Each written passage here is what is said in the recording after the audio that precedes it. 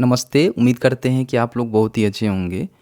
अगर आप भी बिहार से आय जाति निवास एनसीएल या फिर ईडब्ल्यूएस के लिए अप्लाई करते हैं और किसी कारणों की वजह से आपका जो एप्लीकेशन है ना रिजेक्ट हो जाता है, तो अब यहाँ पे पोर्टल पे जो है अपील का जो फॉर्म है ना उसका लिंक यहाँ पे आ गया है।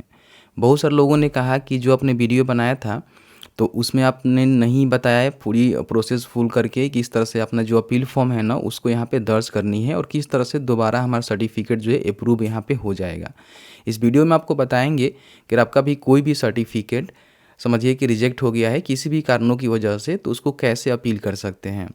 सबसे पहले क्या करना है कि आपको जो है serviceonline.bihar.gov.in के ऑफिशियल पोर्टल पे आना है, जिसका लिंक आपको मिल जाएगा गूगल में सर्च करेंगे तो। यहाँ पे देखेंगे आरटीपीएस अपील का जो है बटन देखने को मिलता है, तो इस पर आपको क्लिक करना है। अब जैसे ही क्लिक करेंगे तो यहाँ पे अपना जो भी अपील फॉर्म है ना उसको यहाँ पे सबमिट कर सकते हैं, जिसमें 15 दिनों का समय जो है अधिकारीगण लेंगे।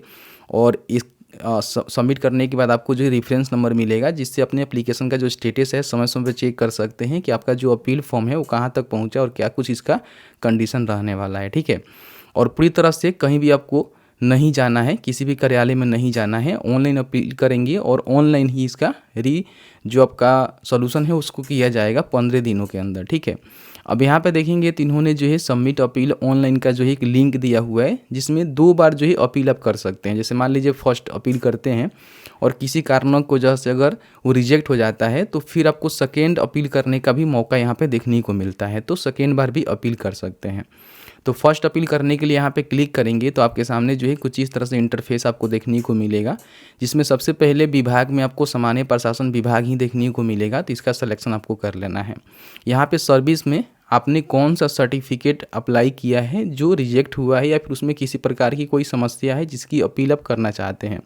तो यहाँ पे देखेंगे कास्ट सर्टिफिकेट आरओ लेवल वाला, इनकम सर्टिफिकेट, ठीक है, नॉन क्रीमिलियर हो गया, आपका कास्ट सर्टिफिकेट एसडीओ वाला हो गया या फिर इनकम सर्टिफिकेट हो गया। मतलब कि जो भी आपका सर्टिफिकेट होगा ना वही आपको यहाँ पे सेलेक्ट करना होगा। मेरे पास एक सर्टिफिकेट है जो कि कास्ट सर्टिफिकेट है, जो हमने आरओ लेवल के लिए अप्लाई किया था। एप्लीकेशन जो है रिजेक्ट हो गया था, हमारा सर्टिफिकेट नहीं बना था, तो इसको हम अपील करेंगे। ठीक है, तो जाति प्रमाण पत्र का हमने यहाँ पे आरओ लेवल वाला का सिलेक्शन कर लिया है। आपके कंडीशन में जो भी आपका प्रमाण पत्र रिजेक्ट हुआ है जिस पे अपील करना है उसका ही सिलेक्शन आपको करना है।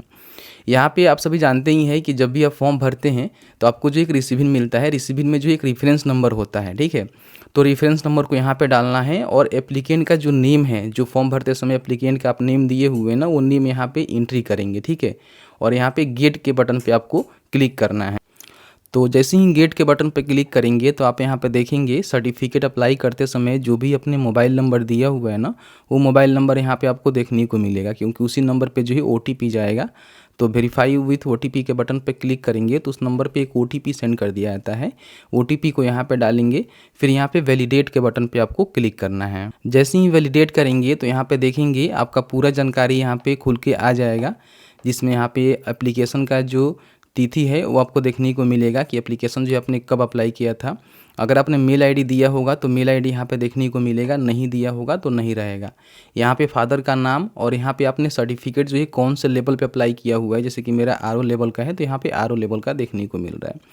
बाकी आपका सर्टिफिकेट जिस भी जगह से इशू होने वाला है, जैसे कि स्टेट, डिस्ट्रिक्ट, अनुमंडल, जो भी आपका प्रखंड और जो आपका कार्यालय है, अंचल है, वहाँ से इशू होने वाले हैं, वो जानकारी आपको यहाँ पे देखने को मिलेगा। ठीक है, अगर मान लीजिए जो आपका सर्विस प्रोवाइडर ऑफिस है वही आपका जो है प्रेजेंट एड्रेस भी है, तो आप यहाँ पे टिक करके इसको कर देंगे। ठीक है, लेकिन अलग है, जैसे कि मान लीजिए आपका घर है मान लीजिए गोपालगंज में और किसी अंचल के अंतर्गत, तो वहाँ से आपका सर्टिफिकेट बनेगा, लेकिन फिलहाल आप दिल्ली में रह रहे हैं तो उसकी जानकारी आप यहाँ पे बता सकते हैं।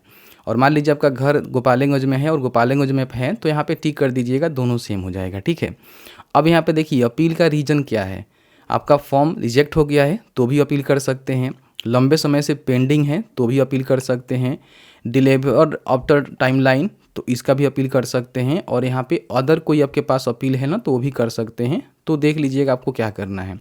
जैसे कि मेरे कंडीशन में मान लीजिए एप्लीकेशन यहाँ पे रिजेक्टेड हुआ है, तो हम यहाँ बताएंगे कि आखिर हम क्यों रिजेक्ट हुआ है, इसकी हमें पूरी जानकारी यहाँ पे देना है। जैसे कि मान लीजिए आपका किसी कारणों की वजह से रिजेक्ट हुआ है तो उसकी पूरी एक डिस्क्रिप्शन यहाँ पे लिखेंगे कि मेरा सही था, जो भी चीज़ें था मैंने सही दिया था, फिर भी रिजेक्ट किया गया, ठीक है।